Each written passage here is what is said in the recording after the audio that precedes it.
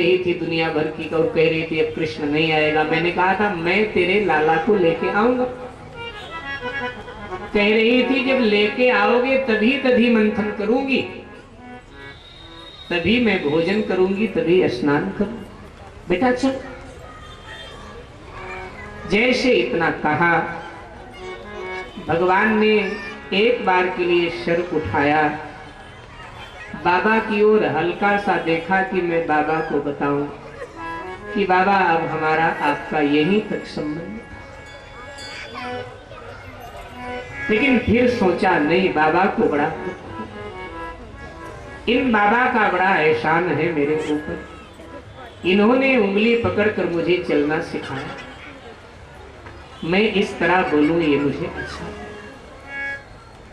दुखित होंगे। तो देखा बाबा की ओर और फिर प्रभु भावुक होकर के रो पड़े। और जब प्रभु रोने लगे तो बाबा कहने लगे अब तू छोटा नहीं है बेटा, अब सयाना हो गया। मुझे पता है तू मैया को अपने आप करके रो रहा है, लेकिन अभी चलेंगे, शाम तक पहुंच चलेंगे गांव, कोई दूर थोड़ा है। और तब प्रभु और रो पड़े बाबा के भोलेपन को याद करके कि बाबा मेरे कितने। वसुदेव जी उठकर खड़े हुए, बोले मित्र ये नहीं बता पाएंगे, मैं आपको बता रहा हूं कारण क्या। अब ये ब्रज नहीं जाएंगे, कभी यहीं रहेंगे। क्यों?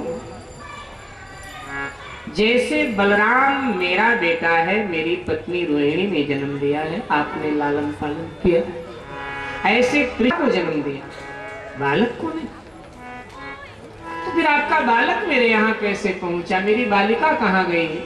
तब जो स्वप्न के आधार पर घटना घटित हुई थी सब बता दे। नंद बाबा आवाक खड़े, भूल गए अपने आप को। आंख खुली, मुंह खुला का खुला, अचेतन अवस्था की प्राप्ति। बड़ी देर के बाद जब चेतना लौटी, नंद बाबा ने कहा मित्र कोई, आपने मुझे अपना समझा, इसलिए मुझसे पूछने का भी आपने कष्ट नहीं किया। आप सुता ही गए, बेटा छोड़ आए बेटे। वैसे ये बात उतर नहीं रही है दिल में, मुझे नहीं लगता कि ये बात सत्य है, लेकिन मैं मान लेता हूं। वसुदेव जी मैं बूढ़ा हो चला, मेरी पत्नी यशोदा भी बूढ़ी हो चली, मुझ बूढ़े के लाठी का कोई सहारा नहीं है, एक कृष्ण ही सहारा। आपके पास दो पुत्र, एक मुझे दे दीजिए, एक अपने पास रख लीजिए। मैं आपसे वादा करता, ज्यादा दिन का जीवन नहीं है बुढ़ापा। हम पति पत्नी की मृत्यु हो जाए, हम दोनों की चिता में आग लगाकर ये कृष्ण पुनः आपके पास आ जाएगा। आप मेरे बातों का यकीन करें, इससे आज मेरे साथ आज आप वृक्ष भेज दीजिए, अन्यथा मैं फिर भी पुरुष हूं, थोड़ा पुरुष कठोर होता है, जी लेता है, लेकिन यशोदा मां है, पिता फिर भी कठोर होता है। यशोदा ये सदमा नहीं बर्दाश्त कर पाएगी जब वो सुनेगी कि कृष्ण उसका बेटा है। इसलिए मेरी यशोदा को बचा। बुढ़ापे में किसी की पत्नी मरे वसुदेव जी, ये बहुत बड़ा दुख होता। कृष्ण को मैंने खो दिया, कहीं यशोदा को ना खो दूं, इसलिए मेरी यशोदा को आप बचा लो, कृष्ण को नहीं। ये कृष्ण मेरा ही नहीं, यशोदा का ही नहीं, मेरे ब्रज का प्राण। हर कोई कृष्ण को अपना मानता। और तब वसुदेव जी ने रूखे स्वर में कह दिया, मित्र कोई अपना बेटा नहीं दे पाता, इसलिए मैं दे नहीं पाता। नंद बाबा ने कहा ठीक है मित्र, मैंने मित्रता का फर्ज बाखूबी निभाया, आपकी इच्छा। और अब कृष्ण की ओर देखा और कहा बेटा तुझे भी ये बात पता है कि तू मेरा बेटा। चरण पकड़कर प्रभु रो पड़े, बाबा इनको कहने दो कि मैं इनका बेटा। लेकिन जब कभी संसार में कोई मुझसे पूछेगा आपके पिता कौन है, तो मेरा उत्तर होगा नंद जी। माँ कौन है? मेरा उत्तर होगा यशोदा। जाति क्या है? मेरा उत्तर होगा यादव। मैं यदुवंशी। मैं क्षत्रिय अपने आप को नहीं स्वीकार करूं, मैं अपने आप को यादव कहूं, मैं यदुवंशी कहूंगा। मैं आपका हूं बाबा, आपने कैसे मुझे पराया मान लिया? आहा, धन्य है नंद जिनके लिए भगवान कह रहा है मैं आपका हूं। ये कोई छोटी बात नहीं मेरे भाई, धन्य है नंद बाबा जिनको भगवान कह रहा है कि बाबा मैं आपका।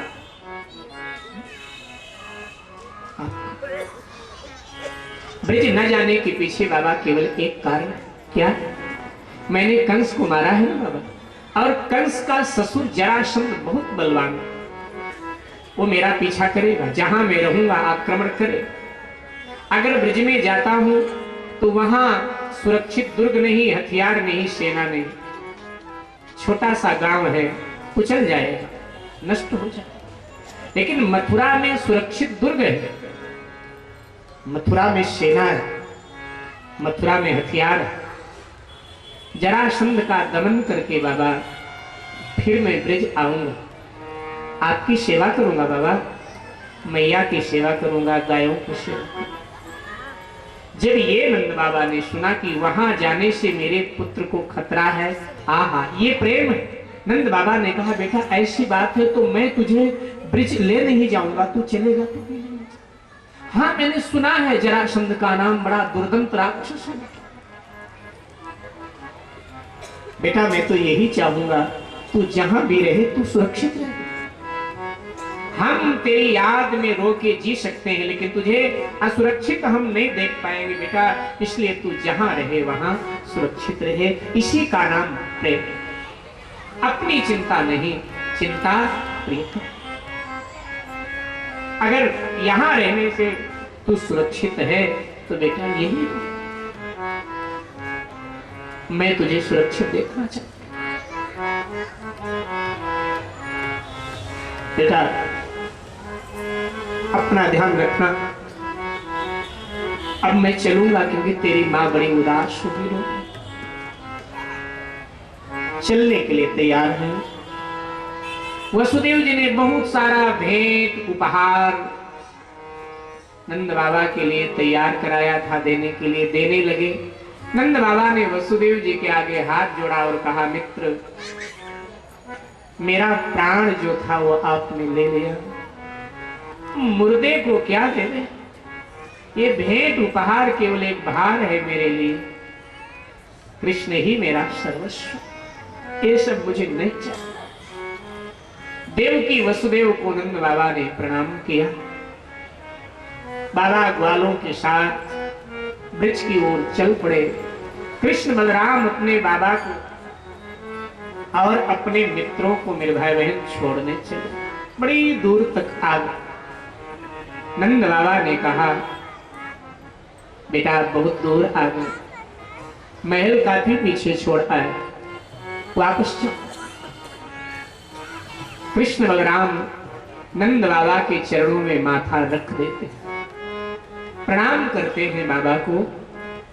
दोनों भाइयों के आंखों से आंसुपात होने लगा।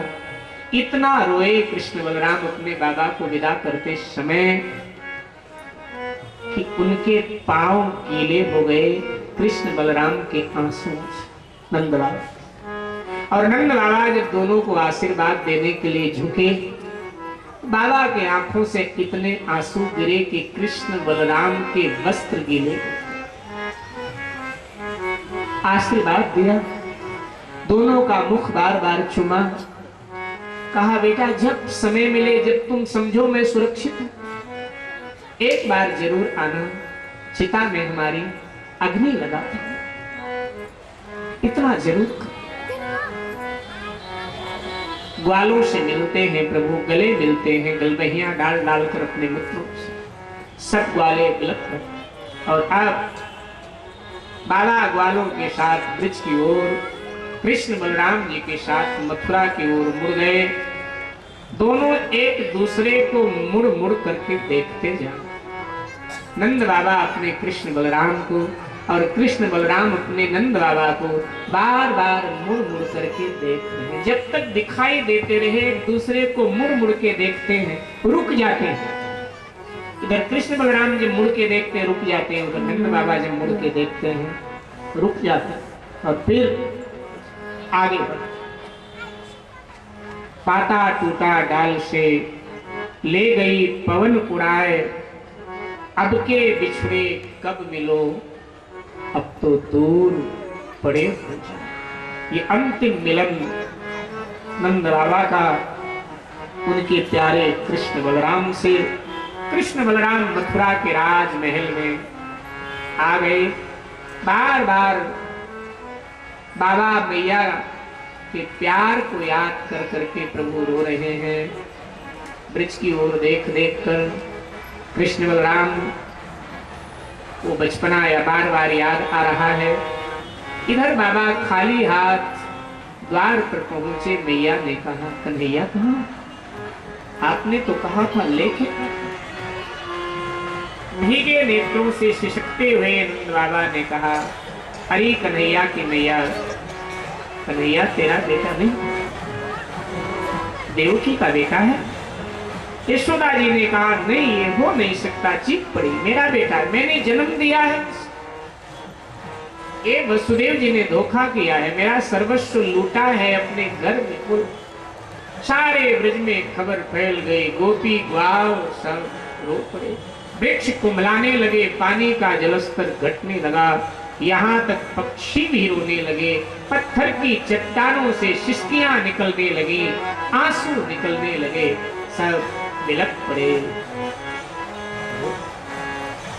कोई लुटेरा के लूट गया मेरे दिल का खिलौना टूट गया।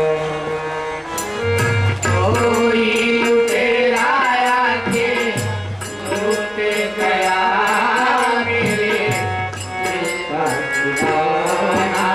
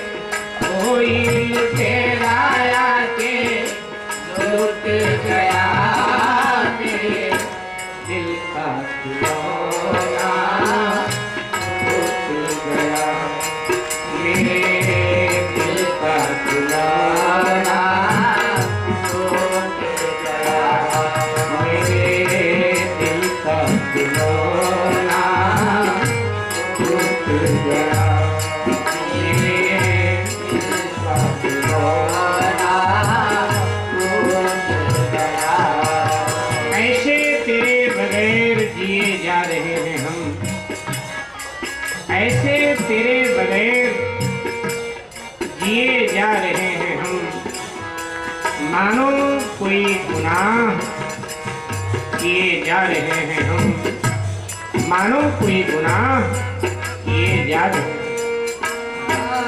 कोई लुटेरा आके, कोई लुटेरा आके लूट गया मेरे दिल का खिलौना, टूट गया मेरे दिल का खिलौना, टूट गया। वैसे तो कई लोग गुजरते हैं इधर से, हे मालिक, हे कृष्ण, तेरे बाद कई लोग आएंगे। वैसे तो कई लोग गुजरते हैं इधर से, लेकिन तेरी खुशबू न गई राहे वतन से। आप आए थे मेरे जिंदगी में बहारों की तरह, लेकिन अब हम आपको ढूंढते हैं पागल की तरह। शाम होते ही तेरे याद की ये पागल खुशबू चैन, नींद आंखों से चैन दिल से चुरा लेती है, नींद आंखों से चैन दिल से चुरा लेती है। कोई लुटेरा आके, कोई लुटेरा आके लूट गया मेरे दिल का खिलौना।